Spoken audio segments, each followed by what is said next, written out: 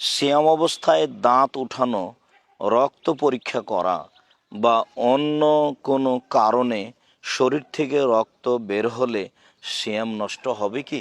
সিয়াম অবস্থায় দিনে দাঁত উঠানোর চেয়ে রাতে উঠানো ভালো হবে।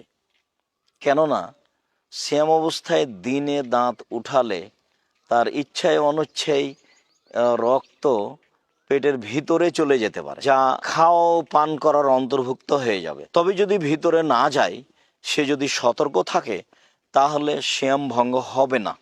কেননা রক্ত শরীর থেকে বের হয়ে আসলে সিয়াম ভঙ্গ হবে না, তার প্রমাণে সহিহ হাদিস রয়েছে। ইবনে আব্বাস রাদিয়াল্লাহু তাআলা আনহু বলেন, ইহতাজামান নবী সাল্লাল্লাহু আলাইহি সাল্লাম ওয়া হুয়া সাইম, রাসূল সাল্লাল্লাহু আলাইহি সাল্লাম সিঙ্গা লাগিয়েছেন সিয়াম অবস্থায়। আর সিঙ্গা লাগালে শরীর থেকে রক্ত বের হবে, এটা স্বাভাবিক। অতএব দাঁত তুলে ফেলার কারণে যদি রক্ত বের হয়, তাহলে সিয়াম ভঙ্গ হবে না। সাথে সাথে যদি চিকিৎসার কারণে কেউ রক্ত দেয় অন্যকে, তবুও তাতে সিয়াম ভঙ্গ হবে না।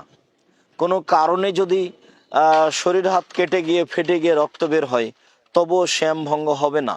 এক কথায়, শরীর থেকে রক্ত বের হওয়ার কারণে সিয়াম ভঙ্গ হবে না,